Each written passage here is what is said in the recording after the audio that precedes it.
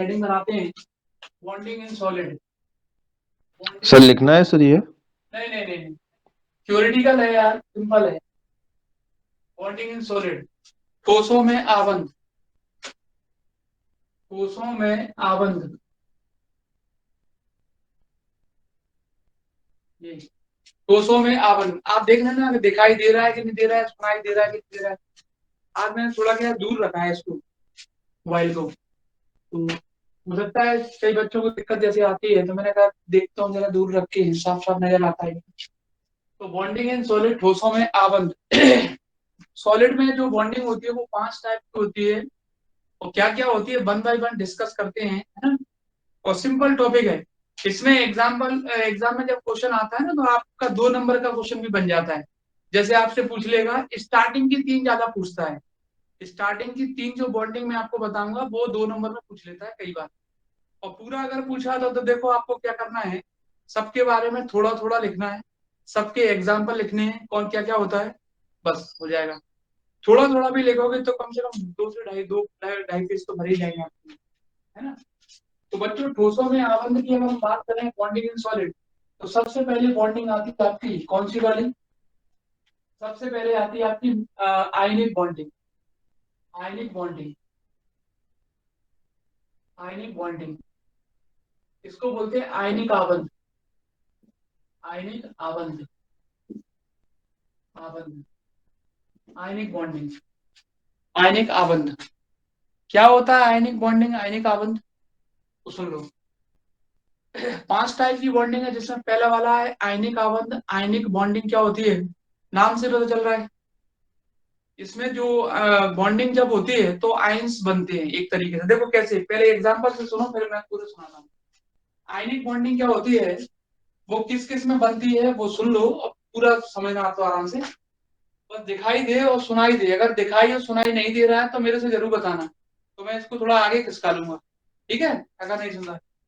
बच्चों, एक सबसे पहले एग्जांपल लेते हैं NaCl, जिससे आपको आसानी से समझ में आ जाएगा। NaCl, NaCl की अगर हम बात करें तो Na जो रहता है वो सोडियम है आपके पास, और Cl को बोलते हैं क्लोरीन, ठीक है। सोडियम जो होता है उसके पास टोटल नंबर ऑफ इलेक्ट्रॉन रहते हैं 11, कितने, 11। और क्लोरीन के पास टोटल नंबर ऑफ इलेक्ट्रॉन रहते हैं 17। इलेक्ट्रॉनों की संख्या इसके पास कितनी रहती है, 11, और इसके पास कितनी रहती है आपकी, 17, 17। अब क्या होता है कि अगर आप इसका ओरिएंटेशन निकालोगे, इसका ओरिएंटेशन अगर निकालोगे तो इसके आउटर मोस्ट ऑर्बिट में, बाहरी कक्षा में, एक फ्री इलेक्ट्रॉन बचेगा। अगर किसी को नहीं आता है कि भाई मैं नहीं निकाल सकता, तो मुझे बताना जरूर, तो मैं निकाल के दिखा दूंगा। 1s2 2s2 2p6, 1s2 2s2 2p6, मतलब आपके कितने पूरे हो गए, दो, दो, और 1s2 2s2 2p6, 1s2 2s2 2p6, 10 हो गए। एक बच जाता है, 3s1, एक बच जाता है, ठीक है। वो तो क्या सबको मालूम है, इसलिए नहीं बताया। तो इसके पास एक फ्री इलेक्ट्रॉन बचता है, और इसके पास भी एक फ्री इलेक्ट्रॉन इसको चाहिए अष्टक पूरा करने के लिए, एक इलेक्ट्रॉन चाहिए। इसके पास एक इलेक्ट्रॉन एक्स्ट्रा बचता है, और इसको अष्टक पूरा करने के लिए, ऑक्टेव कंप्लीट करने के लिए एक इलेक्ट्रॉन चाहिए। तो क्या होगा, इलेक्ट्रॉन जो है वो सोडियम से ट्रांसफर होगा इधर, क्लोरीन की तरफ, हाँ क्लोरीन की तरफ। तो यहाँ पर सोडियम से एक इलेक्ट्रॉन ट्रांसफर हुआ, तो इसके पास रह गया, एक इलेक्ट्रॉन गया तो कितना बचा, 10। और एक इलेक्ट्रॉन इसको मिल गया तो टोटल हो गया कितना, 18, 18 हो गए टोटल। अब ध्यान से देखो, इसका भी अष्टक पूरा हो गया, ऑक्टेव कंप्लीट हो गया, और इसका भी अष्टक पूरा हो गया, ऑक्टेव कंप्लीट हो गया। जिसने इलेक्ट्रॉन दिया है उस पर पॉजिटिव चार्ज आ जाता है, और जिसने इलेक्ट्रॉन लिया है उस पर नेगेटिव चार्ज आ जाता है, आपको मालूम है। जो इलेक्ट्रॉन को ग्रहण करता है वो ऋणात्मक हो जाता है, और जो इलेक्ट्रॉन देता है, मतलब दानी होता है, वो धनात्मक हो जाता है। इस तरीके से Na और Cl पर, दोनों पर आयंस आ जाते हैं, पॉजिटिव और नेगेटिव। इस पॉजिटिव और नेगेटिव आयंस के कारण इसमें एक बॉन्डिंग बन जाती है, क्योंकि जब भी आयनिक बॉन्डिंग की हम बात करते हैं तो एक पर प्लस आएगा, दूसरे पर माइनस आएगा।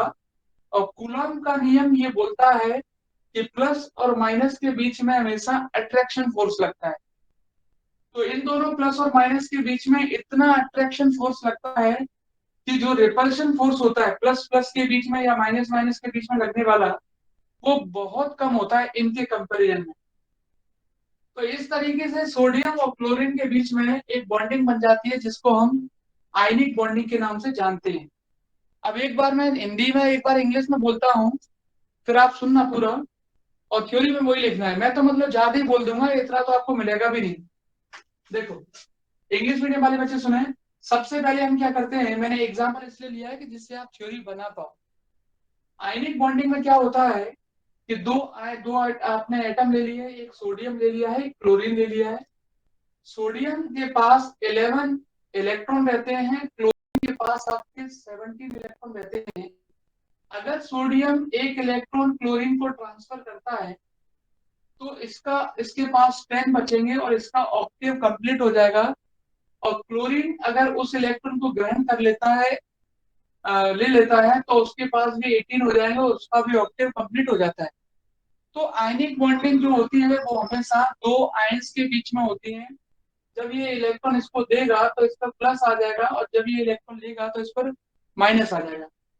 कूलाम ये बोलता है कि प्लस और माइनस के बीच में जो इलेक्ट्रोस्टैटिक फोर्स लगता है, यानी अट्रैक्शन फोर्स लगता है, वो इनके पॉजिटिव पॉजिटिव के बीच में या नेगेटिव नेगेटिव के बीच में जो भी आपका रिपल्सिव फोर्स लगता है उसके कंपैरिजन में बहुत ज्यादा है। जैसे इसके अंदर मान लो सोडियम के अंदर पॉजिटिव आ गया, इसके अंदर नेगेटिव आ गया, तो इनके बीच एटम में मान लो रिपल्सिव लग रहा है या इनके बीच में मान लो रिपल्सिव लग रहा है, तो इन दोनों के बीच में जो अट्रैक्शन फोर्स लगेगा उसके कंपैरिजन में इनकी वैल्यू क्या होगी, हमेशा कम होगी। तो इस तरीके से सोडियम में और क्लोरीन के बीच में एक बॉन्ड बन जाता है जिसको हम आयनिक बॉन्ड के नाम से मानते हैं। तो कंक्लूजन ये निकला कि आयनिक बॉन्ड एक ऐसा बॉन्ड होता है जिसमें इलेक्ट्रॉन का ट्रांसफर होता है एक एटम से दूसरे एटम तक। और जब इलेक्ट्रॉन का एक एटम से दूसरे एटम पर ट्रांसफर होता है तो एक मतलब एटम इलेक्ट्रॉन देता है, उस टाइम पे दूसरा लेता है, और दोनों के बीच में कूलॉम्स के अकॉर्डिंग एक फोर्स लगता है जिसको हम इलेक्ट्रोस्टैटिक अट्रैक्शन फोर्स बोलते हैं। इस तरीके से सोडियम और क्लोरीन के बीच में एक स्ट्रॉन्ग बॉन्डिंग बनती है जिसको हम आयनिक बॉन्डिंग के नाम से जानते हैं। बच्चों, यहाँ पर जो बॉन्डिंग बनती है आयनिक बॉन्डिंग, उसमें आपको लास्ट में एप्लीकेशन करके या इसकी जो सिमिलर इसको बोल सकते हैं कि भाई इसमें फीचर्स जो बोल सकते हैं, इसके एप्लीकेशन बोल सकते हैं, यूजेस बोल सकते हैं, तो वो आप दो जरूर लिख के आना। पहला ये होता है कि आयनिक बॉन्डिंग जब बनती है तो बाइंडिंग एनर्जी 5 से 10 इलेक्ट्रॉन वोल्ट होती है उस टाइम पर, दोनों बॉन्ड जब बनते हैं। और दूसरा ये लिखना कि आयनिक बॉन्डिंग जब जिस आयन के बीच में बनती है उनके मेल्टिंग पॉइंट और बॉइलिंग पॉइंट भी क्या हो जाते हैं, हाई हो जाते हैं। मेल्टिंग पॉइंट बॉइलिंग पॉइंट क्या होते हैं, हाई होते हैं। आयनिक बॉन्डिंग जब बनती है तो यहाँ याद भी रखना है कि ये जो एटम रहते हैं जिनके बीच में आयनिक बॉन्डिंग बनती है वो आपके ट्रांसपेरेंट भी होते हैं, मतलब विजिबल लाइट के लिए ये ट्रांसपेरेंट भी होती है। कैसे होते हैं, ट्रांसपेरेंट। तो ये तो दो तीन पॉइंट है जो आपको हमेशा लास्ट में लिख के आना है। दो पॉइंट तो आप याद रखें, जहां पर बाइंडिंग एनर्जी ज्यादा लग रही है वहां मेल्टिंग पॉइंट और बॉइलिंग पॉइंट भी हाई रहते हैं, बस इतना याद रखें। तो आयनिक बॉन्डिंग बनता है तो इनके बीच में जो बाइंडिंग एनर्जी रहती है जब ये बॉन्ड बनते हैं तो बाइंडिंग एनर्जी की वैल्यू 5 से 10 इलेक्ट्रॉन वोल्ट रहती है, और उस टाइम पर melting point boiling point high रहते हैं। बस दो पॉइंट तो याद रखोगे, बस ये। तो एक बार फिर सुन लो, सोडियम और क्लोरीन का एग्जांपल मैंने लिया है, आप कोई भी एग्जांपल ले सकते हो, सीजियम क्लोराइड या कोई भी एग्जांपल ले सकते हो। आयनिक आबंध बनाने के लिए ये कंपलसरी रहता है कि आयनिक आबंध तभी बनता है जब इलेक्ट्रॉन का स्थानांतरण एक परमाणु से दूसरे परमाणु पर होता है, जिसमें से जो परमाणु इलेक्ट्रॉन को देता है उस पर हमेशा धनात्मक आयन आता है, और जो परमाणु इलेक्ट्रॉन को ग्रहण करता है उस पर हमेशा ऋणात्मक आयन आता है। और इस तरीके से दोनों परमाणुओं पर विपरीत आवेश उत्पन्न हो जाते हैं जिसके कारण उनके बीच लगने वाला विद्युत आकर्षण बल बहुत हो जाता है विद्युत प्रतिकर्षण बल की तुलना में। और जब आयनिक आबंध बनता है तो ये निश्चित हो जाता है, ये कंपलसरी है कि एक इलेक्ट्रॉन जाएगा, एक इलेक्ट्रॉन जो परमाणु दे रहा है उसका भी अष्टक पूरा हो जाएगा, जैसे कि सोडियम का हो गया है, आपने देखा। सोडियम का हो गया है, और जिस परमाणु ने इलेक्ट्रॉन ग्रहण किया है उसका भी अष्टक पूरा हो जाएगा, जिसके कारण ये दोनों परमाणु अपना अष्टक पूरा कर लेते हैं और स्टेबल भी हो जाते हैं। तो आयनिक आबंध में एक दो चीजें तो ये भी याद रखना है आपको कि आयनिक आबंध जब बनता है तो बाइंडिंग ऊर्जा जो रहती है वो 5 से 10 इलेक्ट्रॉन वोल्ट रहती है, बंधन ऊर्जा। और उसके अलावा इनके गलनांक और क्वथनांक भी क्या होते हैं, उच्च होते हैं। गलनांक और क्वथनांक क्या होते हैं, उच्च होते हैं। ये आयनिक आबंध में होता है। ठीक। तो ऐसी बहुत सारी चीजें हैं जो आपको आयनिक बॉन्ड में वैसे याद रखना है, लेकिन मेन मेन चीज मैंने आपको बता दी। अगला वाला आता है कोवलेंट कोवलेंट बॉन्डिंग। बॉन्डिंग इसको बोलते हैं सहसंयोजी आबंध। सहसंयोजी आबंध। सहसंयोजी आबंध, कोवलेंट बॉन्डिंग। कोवलेंट बॉन्डिंग जो बनती है मैंने आपको बताया था किसमें बनती है। सबसे बेस्ट एग्जांपल होता है जर्मेनियम और सिलिकॉन।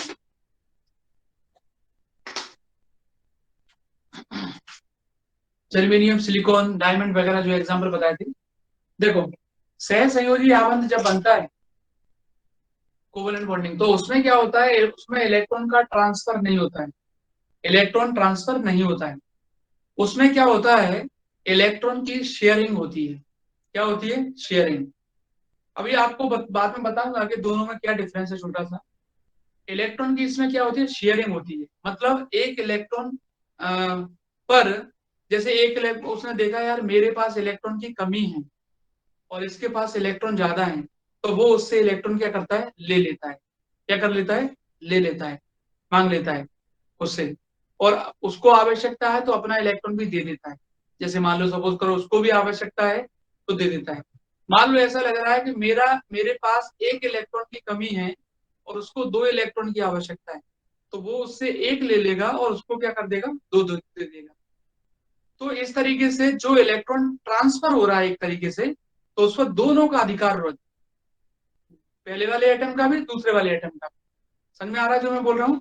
तो सहसंयोजी आबंध क्या होता है, वह आबंध होता है जिसमें इलेक्ट्रॉनों का स्थानांतरण नहीं होता है, केवल इलेक्ट्रॉनों की शेयरिंग होती है कि भाई एक इलेक्ट्रॉन तू मुझे दे दे और 2 इलेक्ट्रॉन मुझसे ले ले, कोई दिक्कत नहीं है। आपका भी काम हो गया, मेरा भी काम हो गया, और बंधन आबंध बन गया, बॉन्डिंग बन गई इसमें। इसीलिए वो कहा जाता है कि जो कोवेलेंट बॉन्ड होता है वो 2 टाइप के होते हैं, एक पोलर और एक नॉन पोलर। पोलर और नॉन पोलर। पोलर में क्या होता है कि जैसे मैं आपको एग्जांपल दूं, मान लो कोई भी एग्जांपल ले लो आप। पोलर में आप ले लो एग्जांपल H2। मान लो H2 ले लो। अब यहाँ देख रहे हो आप हाइड्रोजन जो रहता है HOH ऐसे लिख दिया मैंने, ठीक है, H2। इसकी अगर H2 आबंध बनेगा, बॉन्डिंग बनेगी, तो एक हाइड्रोजन इसको इलेक्ट्रॉन देगा, एक हाइड्रोजन इसको इलेक्ट्रॉन देगा, और ऑक्सीजन दोनों को देगा। मतलब ऑक्सीजन ने 2 इलेक्ट्रॉन दिए हैं और हाइड्रोजन ने, इसने एक दिया, इसने एक दिया। तो वो नॉन पोलर होता है, जिसमें नॉन पोलर मतलब वो पोलर पोलर। पोलर में क्या होता है कि इलेक्ट्रॉन की जब शेयरिंग होती है, इलेक्ट्रॉन की जब शेयरिंग होती है तो अनइक्वल होती है। जैसे एक ने 2 दिया, एक ने 1 ही दिया। और एक नॉन पोलर होता है जिसमें इक्वल शेयरिंग होती है। क्या होती है, इक्वल शेयरिंग। तो सहसंयोजी आबंध में 2 प्रकार के होते हैं, ध्रुवीय और अध्रुवी। ध्रुवी वाले में 2 या 2 से अधिक कोई दे देगा। मान लो किसी ने 1 दिया, किसी ने 2 दिया, मतलब अनइक्वल देना है आपको, वो ध्रुवीय हो गया। और अध्रुवी मतलब जिसमें इक्वल दिया जाता है। तो फिर शुरुआत से आपको एक कहानी सुनाता हूँ उसकी कोवेलेंट की। कोवेलेंट में क्या क्या लिख के आना है। कोवेलेंट बॉन्ड में आपको स्टार्टिंग में लिखना है, कोवेलेंट बॉन्ड एक ऐसा बॉन्ड होता है जिसमें, जैसे जर्मेनियम वगैरह आपने पढ़ा होगा ना, जर्मेनियम जैसे क्या करते थे, आपको याद है, सेमीकंडक्टर। सर कार्बन के जितने भी कंपाउंड्स होते हैं।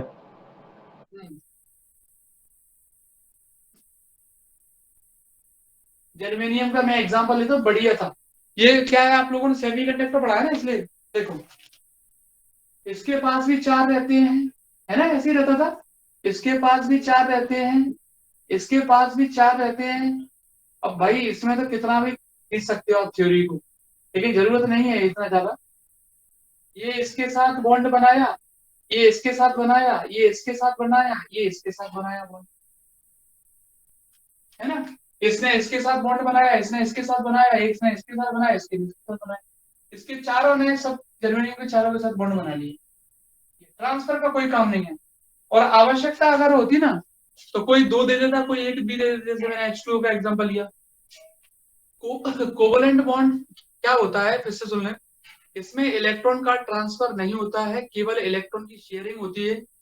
मतलब एक इलेक्ट्रॉन दूसरे इलेक्ट्रॉन के साथ शेयर करेगा, या एक एटम दूसरे एटम के साथ इलेक्ट्रॉन की शेयरिंग करेगा, जिससे हमारी ऑक्टेव कंप्लीट हो पाए, अष्टक पूरा हो पाए, जिससे वो एटम स्टेबल बन पाए। और यहाँ इलेक्ट्रॉन की क्या होता है, ट्रांसफर नहीं होता, क्या होता है, शेयरिंग होती है। तो सहसंयोजी आबंध में इलेक्ट्रॉनों का स्थानांतरण नहीं होता है, केवल इलेक्ट्रॉन की शेयरिंग होती है। मतलब इलेक्ट्रॉन की जो शेयरिंग हो रही है उस पर दोनों एटम का अधिकार है। इसमें ऐसा नहीं होता है यानी कि इसमें इलेक्ट्रॉन चला जाता है, ट्रांसफर हो जाता है, वो फिर उसका हो गया और मेरा नहीं रहा, वो चला गया। ठीक है। और इसमें क्या होता है, जैसे लड़की मान लो लड़की मान लो ससुराल चली जाती है मायके से, तो उसको दोनों का अधिकार है, मायके वालों का भी और ससुराल वालों का भी। लड़के का पता नहीं। तो यहाँ पर शेयरिंग जो होती, यहाँ पर क्या होता है, शेयरिंग होती है। शेयरिंग का मतलब होता है कि एक इलेक्ट्रॉन पर दोनों का अधिकार रहेगा, जिससे वो अपना अष्टक पूरा कर पाए, ऑक्टेव अपना कंप्लीट कर पाए। हालांकि इसमें बाइंडिंग एनर्जी ज्यादा खर्च होती है, 6 से लेकर 12 इलेक्ट्रॉन वोल्ट तक। इसीलिए इनकी मेल्टिंग पॉइंट और बॉइलिंग पॉइंट भी क्या रहते हैं, हाई रहते हैं। एग्जाम्पल में जर्मेनियम, सिलिकॉन, डायमंड वगैरह ये सब लिख सकते हो। ठीक है। तो ये दो प्रकार के होते हैं, एक पोलर एक नॉन पोलर। पोलर वाले में क्या होता है, अनइक्वल शेयरिंग होती है इलेक्ट्रॉन की, और नॉन पोलर में क्या होता है, अध्रुवी में इक्वल शेयरिंग होती है। ठीक है। तो ये रहता है आपका कौन सा, सहसंयोजी आबंध। छोटे छोटे हैं, मैं तो वैसे ही खींच ही रहा हूँ उनको। Third number, metallic bonding. अब आप सोचो ना 2 नंबर 3 नंबर में आएगा तो कितना बड़ा होगा। मेटालिक बॉन्डिंग सारे आएंगे तो 6 नंबर में आएंगे। मेटालिक बॉन्डिंग इसको बोलते हैं धात्विक आबंध। बस ये 3 ही इंपॉर्टेंट है मेन। तो लास्ट वाले तो बहुत सिंपल भी है और आते भी नहीं है एग्जाम में, बहुत कम। अगर नाम से पूछता है तो देखना 3 में से किसी ना किसी को पूछ लेगा। मेटालिक में क्या होता है, जितने भी मेटल्स के बीच में जो बॉन्डिंग बनती है वो मेटालिक बॉन्डिंग होती है। इसमें क्या होता है, कोई भी मेटल हो अपना ऑक्टेव कंप्लीट करने के लिए, देखो पहले एग्जांपल देता हूँ फिर समझ में आएगा। मेटालिक बॉन्डिंग में क्या होता है, किसी भी मेटल में जो बॉन्डिंग होती है वो मेटालिक बॉन्डिंग होती है। कैसे होती है वो सुनो। जैसे मान लो सोडियम का एग्जांपल लेते हैं, सोडियम मान लो मेटल है, धातुओं के बीच में होता है इसमें आवन। सोडियम के पास बोलो कितने इलेक्ट्रॉन है, 11 इलेक्ट्रॉन है। ठीक। अब पहले ऑर्बिट में कितने इलेक्ट्रॉन आते हैं सबको मालूम है, 2 आते हैं। और दूसरे ऑर्बिट में कितने आते हैं सबको मालूम है, 8 आते हैं। दूसरे में कितने आते हैं, 8 आते हैं। ये 8 आ गए। और तीसरे ऑर्बिट में एक बच गया फ्री इलेक्ट्रॉन, एक बच गया फ्री इलेक्ट्रॉन। तो भाई इन्होंने तो अपना अष्टक पूरा कर लिया, ये तो स्टेबल हो गए। ये बचा फ्री इलेक्ट्रॉन। अगर मैं इस इलेक्ट्रॉन को यहां से हटा दूं थोड़ी सी एनर्जी देके, तो ये एटम भी क्या हो जाएगा, स्टेबल हो जाएगा। तो इसमें बॉन्ड बनाने के लिए जो फ्री इलेक्ट्रॉन बचता है उसको, वो बहुत लूजली बाउंडेड रहता है, बहुत लूजली बाउंडेड रहता है। बहुत कम एनर्जी की आवश्यकता होती है इसमें। अगर 1 से लेकर 5 इलेक्ट्रॉन वोल्ट तक एनर्जी दे दोगे तो इलेक्ट्रॉन ये रिमूव हो जाएगा, यहाँ से हट जाएगा। तो ये एटम भी क्या हो जाएगा, स्टेबल हो जाएगा। मतलब इनमें भी क्या हो जाएगी, बॉन्डिंग हो जाएगी। इसको फ्री इलेक्ट्रॉन या कंडक्शन इलेक्ट्रॉन भी बोलते हैं, चालन इलेक्ट्रॉन भी बोलते हैं या फिर स्वतंत्र इलेक्ट्रॉन भी बोलते हैं। तो धातुओं में जो आबंध पाया जाता है उसमें क्या होता है, इसमें कोई भी धातु जैसे सोडियम है, कॉपर है, सिल्वर है, कुछ भी हो, वो अपना अष्टक पूरा करने के लिए वो इलेक्ट्रॉन जो मुक्त रूप से घूम रहा है, फ्रीली घूम रहा है, उसको कुछ एनर्जी देके वहां से हटा देते हैं। तो वो अपना अष्टक पूरा कर लेते हैं, स्टेबल हो जाते हैं। इस प्रकार से उसमें क्या मिलता है, धात्विक आबंध मिलता है। तो मेटालिक बॉन्डिंग में जो भी मेटल्स रहते हैं उसमें जो फ्री इलेक्ट्रॉन रहता है उसको एनर्जी देके, क्योंकि फ्री इलेक्ट्रॉन जो रहेगा वो हमेशा अनस्टेबल रहेगा, उसको थोड़ी सी भी एनर्जी मिलेगी तो वो उस ऑर्बिट को छोड़कर चला जाएगा और इसमें स्टेबल हो जाएंगे सारे के सारे जो भी बचे हुए हैं। तो वहां पर हम उस फ्री इलेक्ट्रॉन को फ्री इलेक्ट्रॉन या कंडक्शन इलेक्ट्रॉन भी नाम देते हैं। आपने पढ़ा होगा, कंडक्शन इलेक्ट्रॉन बोल दो या बैलेंस इलेक्ट्रॉन बोल दो, कुछ भी बोल दो। आपने पढ़ा होगा मेटल्स में, है ना। तो यहाँ पर एक इलेक्ट्रॉन जैसे फ्री था, उसको एनर्जी दी, एनर्जी देने के बाद ये बाहर निकल गया, तो स्टेबल पूरा हो गया। तो इसका ऑक्टेव कंप्लीट हो गया, तो ये स्टेबल हो गया। तो इस तरीके से इसमें मेटालिक बॉन्डिंग बन जाती है। बॉन्डिंग का मतलब होता है कि वो एटम स्टेबल हो जाए। क्या हो जाए? स्टेबल। यानी उसको बहुत एनर्जी देनी पड़े आपको तोड़ने के लिए, वो होती है बॉन्डिंग। बॉन्डिंग का मतलब ये होता है। तो इस प्रकार से इसमें मेटालिक बॉन्डिंग बन जाती है। फिर आती है उसके बाद वांडरवाल बॉन्डिंग। अब वांडरवाल में यार कुछ नहीं होता है। वांडरवाल बॉन्डिंग जो होती है वो सबसे मान के चलो सबसे वीक जो बॉन्डिंग होती है वो वांडरवाल बॉन्डिंग होती है। इसमें ना तो कोई शेयरिंग होती है इलेक्ट्रॉनों की, ना तो कोई इलेक्ट्रॉनों की शेयरिंग होती है, और ना ही आप ये मान के चलो ट्रांसफर करता है कोई इलेक्ट्रॉन। कुछ भी नहीं। जितनी भी इनर्ट गैसेस होती हैं उन सभी में जो बॉन्डिंग होती है वो होती है आपकी कौन सी? Van der Waals bonding. Van der Waals bonding. इसमें जो एनर्जी की आवश्यकता होती है मुश्किल से 0.1 से लेकर 0.5 इलेक्ट्रॉन वोल्ट एनर्जी की आवश्यकता होती है। मेल्टिंग पॉइंट बॉइलिंग पॉइंट भी क्या होते हैं? कम होती है। मेटालिक बॉन्डिंग में मेल्टिंग पॉइंट और बॉइलिंग पॉइंट जो रहते हैं वो ना तो बहुत ज्यादा होते हैं ना ही बहुत कम होते हैं। और वांडरवाल में मेल्टिंग पॉइंट बॉइलिंग पॉइंट क्या हो जाते हैं? कम हो जाते हैं। वहां पर जो बॉन्डिंग होती है सबसे वीक होती है। और उसके बाद आती है हाइड्रोजन बॉन्डिंग। जितने भी हाइड्रोजन के परमाणु हैं उसमें जो बॉन्डिंग पड़ती है वो हाइड्रोजन बॉन्डिंग होती है। उसमें भी कुछ नहीं होता है। जैसे हाइड्रोजन के पास एक इलेक्ट्रॉन रहता है आपके पास, कोई भी अगर उदासीन न्यूट्रल हाइड्रोजन की बात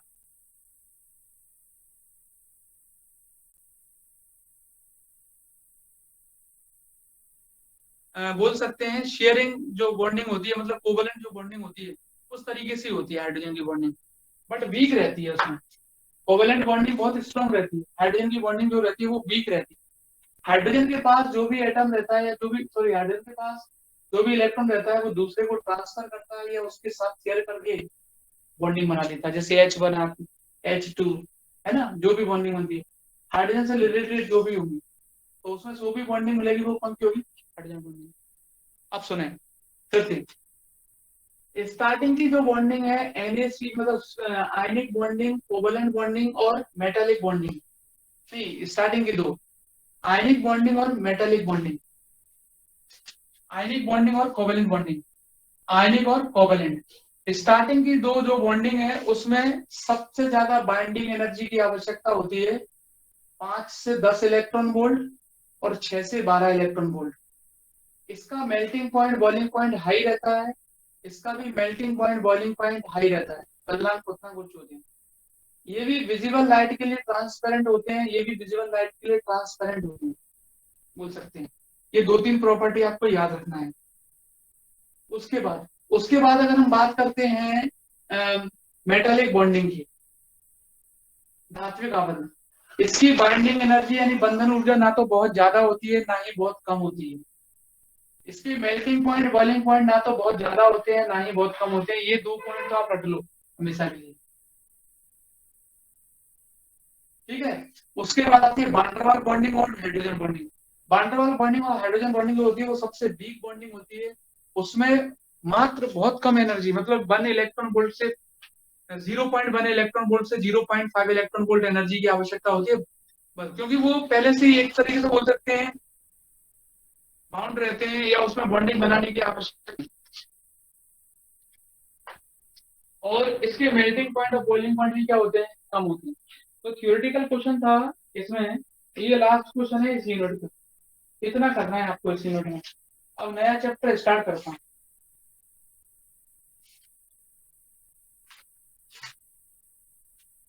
आपको मिल जाएंगे दो दो तीन तीन लाइनें मिलेंगी, तो दो दो तीन तीन लाइनें आप लिख देना और प्रॉपर्टी जो मिल जाएंगी एक दो प्रॉपर्टी वो भी लिख देना,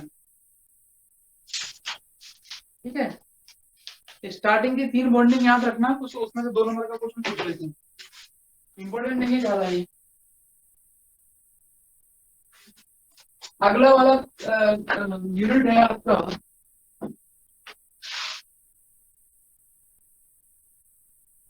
चलो नेक्स्ट यूनिट है आपकी कौन सी है? Latest structure and properties. Sir इसके नोट्स भेजोगे कि लिखें सर हम? सबके भेज देंगे, सबके आज जो पढ़ाएंगे वो सबके भेज देंगे। lattice structure and properties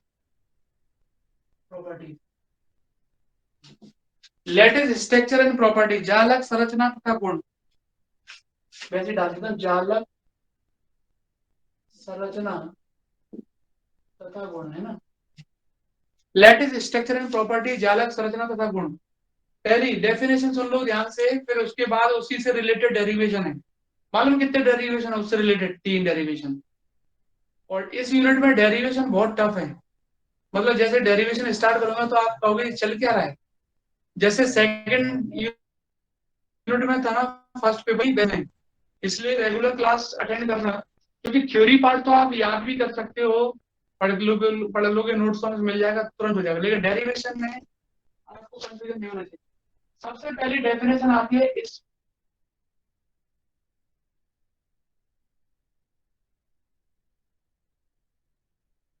समझानी पड़ेगी। स्पेसिफिक हीट, विशिष्ट ऊष्मा, विशिष्ट ऊष्मा, स्पेसिफिक हीट, विशिष्ट ऊष्मा। बच्चों स्पेसिफिक हीट की डेफिनेशन क्या होती है? किसी भी सब्सटेंस के, किसी भी सब्सटेंस के 1 ग्राम पार्ट का टेम्परेचर 1 डिग्री सेल्सियस इंक्रीज करने के लिए, किसी भी सब्सटेंस के 1 ग्राम पार्ट का टेम्परेचर 1 डिग्री सेल्सियस इंक्रीज करने के लिए जितनी हीट आपको एब्जॉर्ब करनी पड़ेगी, उसी को हम स्पेसिफिक हीट बोलते हैं। किसी भी पदार्थ के 1 ग्राम भाग, क्यों आ नहीं रही? क्या वीडियो क्लियर नहीं आ रही क्या? बोलो, नहीं सर वो अगर मेरी नहीं में आ नहीं रही आ तो रही थी बताएं। इसलिए। सर सर वो मेरी फंस में नहीं रही आ है रही बहुत थी ज्यादा इसलिए सर, पूछ रही थी। वीडियो फंस रही है बहुत ज्यादा सर। हाँ सर, नहीं आ मेरी रही भी क्या ऐसी हो क्लियर? रही। हाँ नहीं सर आ तो रही। सबकी नहीं आ रही, नहीं क्या? मेरी भी सर बहुत ज्यादा कट रही है बीच में। सर बहुत कट रही है, आध घंटे से कट रही है सर हमारी तो सर। अच्छा, तो आपने बताया नहीं? हमने सोचा सर सर। मुझे लगा मेरी में ही प्रॉब्लम आ रही है। जी मैंने सोचा सर मेरे प्रॉब्लम है सर, इसलिए नहीं बोला सर हमने। नहीं, बोला तो करो। क्या है कि मैंने कैमरा थोड़ा सा दूर रख दिया था इस बार, आज कट रही है तो बताओ, सॉल्यूशन है मेरे पास उसका।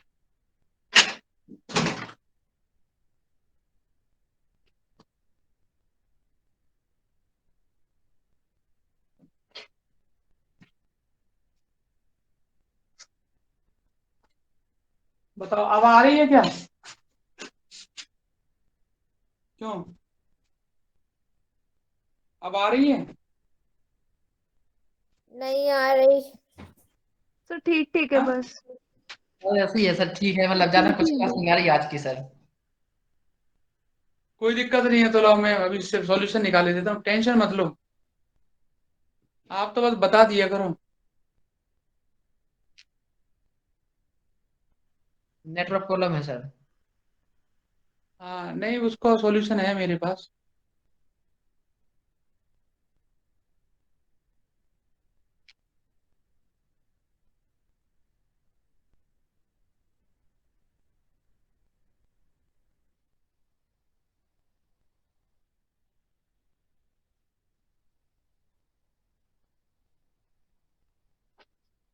अब देख लो, अगर आती है क्या, नहीं आती है तो फिर और सॉल्यूशन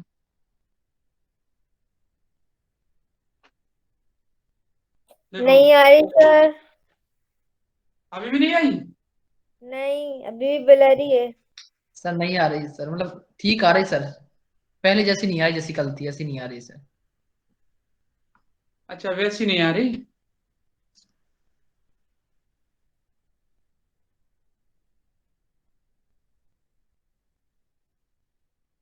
अब मैं एक काम करता हूँ, वाईफाई हटाई देता हूँ।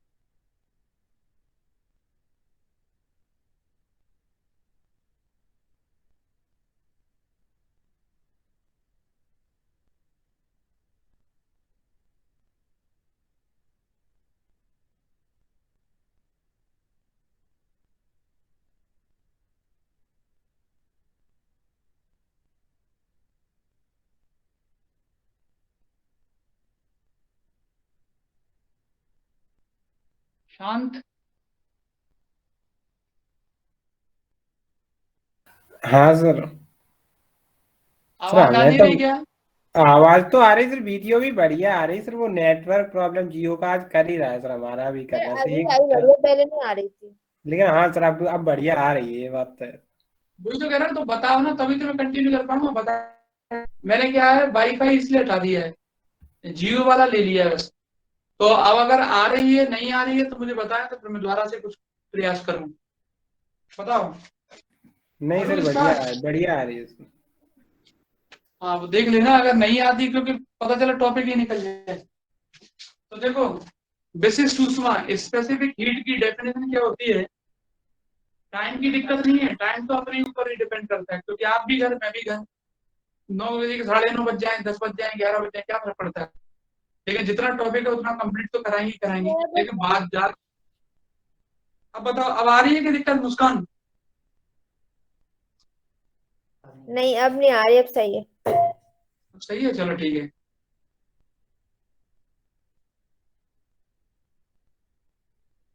आईफोन। फोन तो आईफोन फोन तो सर के लिए। सैमसंग का फोन तो सैमसंग का है। अब क्या है, मैं सोच रहा हूँ कौन वो करें। दूसरा फोन भी है मेरे पास, लेकिन उस फोन में एक तो क्या करना पड़ेगा, सबके नंबर सेव करो, फिर देखो ग्रुप बनाओ, तो टेंशन हो जाएगी। लेकिन अब कैमरा उसका बढ़िया है, दूसरे वाले का। लेकिन अब दिक्कत ये है कि अब कैसे क्या बन पाएगा, ये है ना। अब उसको ऐड करो इतने सर बच्चों बढ़िया को। है, कोई दिक्कत नहीं है सर, बढ़िया चल रही क्लास। अब कोई हाँ, दिक्कत नहीं। हाँ, अगर ऐसा लगता है तो कुछ करेंगे फिर तो स्पेसिफिक हीट यानी विशिष्ट ऊष्मा की परिभाषा क्या होती है वो सुन लो। विशिष्ट ऊष्मा की परिभाषा, किसी भी पदार्थ के 1 ग्राम भाग किसी भी पदार्थ के 1 ग्राम भाग का ताप 1 डिग्री सेल्सियस बढ़ाने के लिए आवश्यक ऊष्मा। जैसे मान लो ये पदार्थ है आपका, इस पदार्थ का 1 ग्राम भाग ये रहा, और इसका ताप आपको कितना बढ़ाना है? 1 डिग्री सेल्सियस। मान लो इसका ताप सपोज करो 26 है, तो आपको कितना करना है? +1 करके 27 करना है। तो कितनी ऊष्मा अवशोषित करनी पड़ेगी, कितनी ऊष्मा की आवश्यकता होगी, उसी को बोलते हैं विशिष्ट ऊष्मा। किसी भी पदार्थ के 1 ग्राम भाग का किसी भी पदार्थ के 1 ग्राम भाग का ताप 1 डिग्री सेल्सियस बढ़ाने के लिए जितनी ऊष्मा की आवश्यकता होती है, उसी को बोलते हैं हम विशिष्ट ऊष्मा। किसी भी सब्सटेंस के 1 ग्राम पार्ट का टेम्परेचर 1 डिग्री सेल्सियस इंक्रीज करने के लिए जितनी हीट की रिक्वायरमेंट होती है, उसी को हम बोलते हैं specific heat.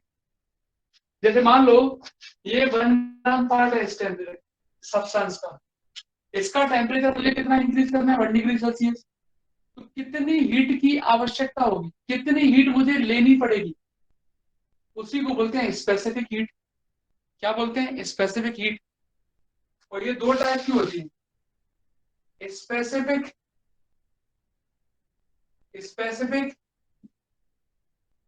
Specific heat at constant pressure.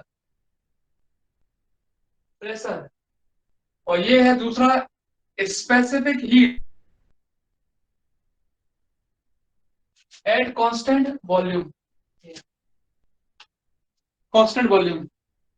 2 प्रकार की होती है, नियत आयतन पर विशिष्ट ऊष्मा और नियत दाब पर विशिष्ट ऊष्मा।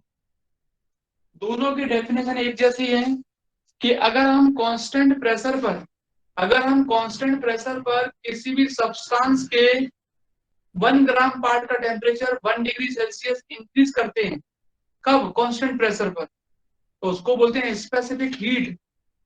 1 ग्राम पार्ट का टेम्परेचर 1 डिग्री सेल्सियस इंक्रीज करेंगे तो जितनी हीट की रिक्वायरमेंट होगी, उसी को बोलते हैं specific heat at constant pressure.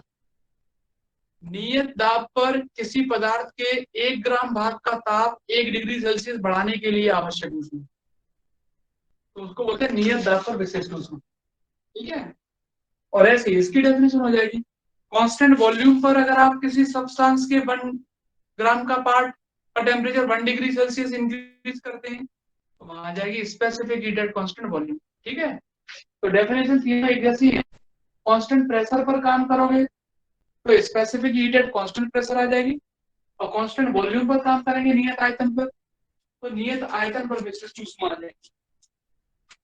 फिर उसके बाद एक स्पेसिफिक हीट की डेफिनेशन आपको ये भी याद रखना है, C बराबर dq upon dt,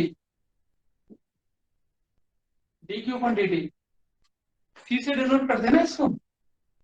specific heat at constant pressure को Cp, याद है आपको, और इसको Cv और इसको C। C का एक फॉर्मूला और होता है dq upon dt, rate of change of heat with respect to temperature, rate of change of heat with respect to temperature, ऊष्मा का ताप के साथ परिवर्तन, ऊष्मा का ताप के साथ परिवर्तन विशिष्ट ऊष्मा कहलाता है।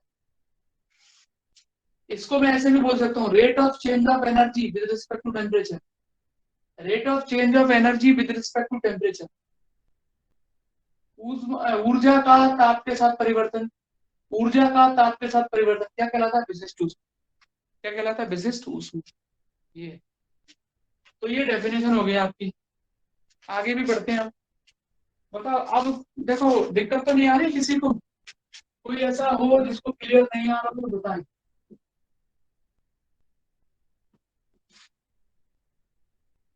क्योंकि जब तक आप बताओगे ना मुझे पता नहीं चल पाएगा। ये तो इसको बोलते हैं स्पेसिफिक हीट। कभी कभार तो नेट प्रॉब्लम आता ही है, हमेशा नहीं आना चाहिए। अगला है variation of specific heat with temperature, variation of specific heat with temperature, variation of specific heat with temperature. ताप के साथ विशिष्ट ऊष्मा, ताप के साथ विशिष्ट ऊष्मा में परिवर्तन, ताप के साथ विशिष्ट ऊष्मा में परिवर्तन, ताप के साथ विशिष्ट ऊष्मा में परिवर्तन, variation of specific heat with temperature. तो देखो एक छोटा सा डायग्राम बनाता हूं। ये है टेम्परेचर और ये स्पेसिफिक हीट में आप CV लेके चलना। क्या? CV, क्योंकि जितने भी डेरिवेशन आपके आएंगे ना, आपके जब ब्लर हो रहा है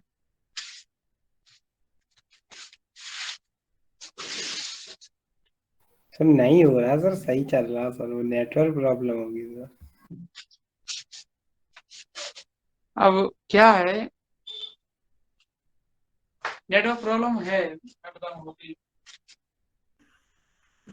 तो अगर ब्लर होगा तो फिर यही वाला टॉपिक कराते हैं फिर छोड़ देते हैं, नहीं तो समझ नहीं आएगा। तुम तो गांव में रहते हो शांत, तुम्हारा ब्लर नहीं हो रहा है। बताओ यार, जो सिटी में रह रहा है ना उनका ब्लर हो रहा है। सर गांव में अच्छी नेटवर्क आती है। अच्छा, ट्रैफिक कम होता है ना गांव में, कई कम लोग चलाते हैं, सिम टावर लगे हैं। अच्छा, ट्रैफिक की वजह से नेटवर्क प्रॉब्लम होती है क्या? हाँ सर। सर नेटवर्क ही नहीं, बस सॉरी, टावर ही नहीं है मेरे यहाँ तो जियो का सर। टावर ही नहीं है, बताओ। टावर ठीक है। डायमंड ये सिंपल सा है, स्पेसिफिक हीट का टेम्परेचर के साथ वेरिएशन। तो सुन लें 1 by 1 ग्राफ से। स्पेसिफिक हीट का टेम्परेचर के साथ वेरिएशन, विशिष्ट ऊष्मा का ताप के साथ परिवर्तन। सबसे पहले एब्सोल्यूट जीरो टेम्परेचर पर, एब्सोल्यूट जीरो टेम्परेचर पर, एब्सोल्यूट जीरो टेम्परेचर पर specific heat, absolute zero temperature पर स्पेसिफिक हीट हमेशा जीरो होती है। पहला पॉइंट बोलो, क्लियर है? एब्सोल्यूट जीरो टेम्परेचर पर, एब्सोल्यूट जीरो टेम्परेचर पर स्पेसिफिक हीट यानी विशिष्ट ऊष्मा जो होती है वो शून्य होती है। कितनी होती है? शून्य होती है, याद रखना है। ठीक है। सेकंड पॉइंट ये होता है स्पेसिफिक हीट की वैल्यू जो आएगी आपकी वो आर के टर्म में आएगी। किसके टर्म में? आर को बोलते हैं हम गैस कांस्टेंट। आगे चल के बताऊंगा कैसे आएगी आर के टर्म में। स्पेसिफिक हीट की वैल्यू किसके टर्म में आएगी? हमेशा आर के टर्म में आएगी, आर के पदों में। तो पहला पॉइंट ये हो गया एब्सोल्यूट जीरो टेम्परेचर पर, एब्सोल्यूट जीरो टेम्परेचर का मतलब परम शून्य ताप पर विशिष्ट ऊष्मा शून्य होती है। At absolute zero temperature specific heat हमेशा जीरो होगी। सेकंड पॉइंट ये होता है रूम टेम्परेचर पर, ये सब याद रखने आपको। रूम टेम्परेचर पर स्पेसिफिक हीट की वैल्यू हमेशा फिक्स रहेगी, कांस्टेंट 3R, कांस्टेंट हो जाएगी 3R। आर होता है यहाँ गैस कांस्टेंट, आर होता है गैस कांस्टेंट, इसको आगे पढ़ेंगे, ठीक है। तो 3R होती है रूम टेम्परेचर पर। थर्ड वाला पॉइंट क्या होता है अलग अलग मेटल के लिए, जैसे डायमंड है आपका, एल्यूमिनियम है, सिल्वर है, सभी के लिए जो स्पेसिफिक हीट होती है वो अलग अलग टेम्परेचर पर अलग अलग होती है। जैसे आप देख सकते हो टेम्परेचर के साथ स्पेसिफिक हीट का जो ग्राफ है वो डायमंड के लिए ऐसा है, एल्यूमिनियम के लिए ऐसा है, सिल्वर के लिए ऐसा है। जो वेस्ट कंडक्टर होगा उसके लिए ग्राफ ऊपर जाएगा, जो वेस्ट कंडक्टर होगा उसके लिए। तो सभी जो मेटल्स हैं उनके लिए जो स्पेसिफिक हीट होती है टेम्परेचर के साथ वो अलग अलग होती है। मतलब सीबी जो होती है वो टेम्परेचर के साथ वेरी करती है। टेम्परेचर डिफरेंट तो सीबी भी क्या होगी? डिफरेंट होगी। सीबी भी क्या होगी? डिफरेंट होगी। फोर्थ नंबर, अगर मेटल की बात करेंगे तो मेटल में याद रखेंगे सीबी जो होती है वो टेम्परेचर के साथ डायरेक्टली प्रोपोर्शनल टू का रिलेशन रखती है। मेटल में सीबी जो होती है वो टेम्परेचर के साथ डायरेक्टली प्रोपोर्शनल टू का रिलेशन रखती है मेटल में। और किसी नॉन कंडक्टर में बात करोगे तो सीबी का रिलेशन टी के साथ ऐसा होता है, ये नॉन कंडक्टर में होता है, नॉन कंडक्टर में, कुछ अलग नहीं, नॉन कंडक्टर में। तो ये सारे के सारे पॉइंट आपको याद रखने हैं। फिर से सुना देता हूँ। पहला पॉइंट क्या होता है? पहला पॉइंट ये होता है एब्सोल्यूट जीरो टेम्परेचर पर मतलब परम शून्य ताप पर सीवी यानी विशिष्ट ऊष्मा का मान शून्य होता है। चाहे वो सीवी का ग्राफ खींचो, चाहे सीपी का खींचो और चाहे सी का खींचो, एक ही बात है। सीबी पे इसलिए लेके चल रहा हूँ, सीबी आने वाली है आगे चल के, सीपी का कोई यूज नहीं। परम शून्य ताप पर हमेशा विशिष्ट ऊष्मा का मान शून्य होता है। At absolute zero temperature specific heat always zero. Second ये होता है कि रूम टेम्परेचर पर यानी कमरे के ताप पर विशिष्ट ऊष्मा जो होती है वो 3R के बराबर होती है कमरे के ताप पर। तीसरा पॉइंट ये होता है कि अलग अलग धातुओं के लिए, अलग अलग मेटल के लिए सीवी का ग्राफ ई के साथ खींचेंगे तो वो आपको अलग अलग मिलेगा। क्या मिलेगा? अलग अलग मिलेगा, डिफरेंट मेटल के लिए सीवी क्या होगी? डिफरेंट मिलेगी, डिफरेंट टेम्परेचर। ग्राफ क्या मिलेगा? अलग अलग। आवाज आ रही है किसी का? म्यूट कर लो अपने आप को। अगर मान लो सपोज कर लो कि अगर मेटल की बात करें, धातु की बात करें, तो धातुओं में आप याद रखेंगे क्या कि सीवी का रिलेशन टी के साथ क्या होता है? डायरेक्टली प्रोपोर्शनल टू, समानुपाती। सीवी का टी के साथ क्या रिलेशन होता है? समानुपाती का, डायरेक्टली प्रोपोर्शनल। ठीक है, धातुओं के साथ। कुचालक के साथ क्या होगा? कुचालक पदार्थों के साथ क्या होगा? कुचालक पदार्थों में ये होगा कि सीवी का रिलेशन टी के साथ क्या होगा? डायरेक्टली प्रोपोर्शनल की पावर 3। कुचालकों में, नॉन कंडक्टर में सीवी। ठीक है, तो ये कम से कम 5 पॉइंट आपको लिख के आने हैं ये, और ये आगे चल के अपन प्रूफ भी करने वाले हैं। आगे चल के आएगा लॉ ड्यूलॉन्ग पेटिट का नियम, आइंस्टीन थ्योरी, ये सब के द्वारा प्रूफ करेंगे। तो चलो आज कोई दिक्कत नहीं है, इतना कर लो। अगला डेरिवेशन ही है तो इतना ही करा देते हैं हम। आपको याद रख लेना, इसको एक बार रिवाइज करवा दूंगा अगले टर्म से। वैसे ये 5 ही पॉइंट है, याद रखने वाले हैं। अगले टर्म से डेरिवेशन स्टार्ट हो जाएंगे। ठीक है, तो चलो आज नहीं कराते हैं डेरिवेशन, नेक्स्ट टर्म से स्टार्ट करते हैं। बड़े बड़े डेरिवेशन भी हैं। ठीक है, तो इतना कर लो चलो।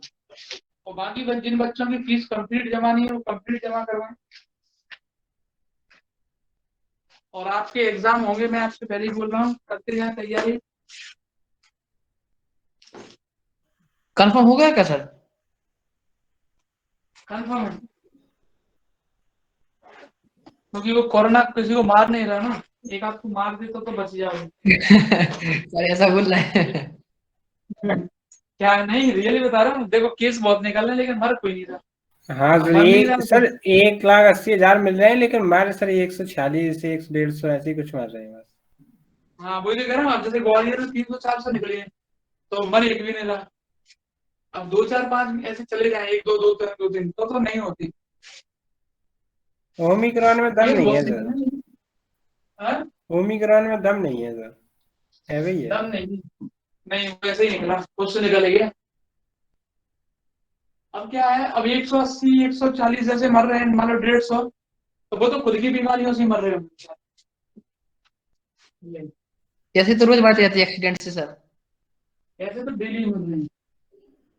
ग्वालियर में देखो बिंदास घूम रहा है व्यक्ति, डर ही नहीं रहा है ओमिक्रॉन में।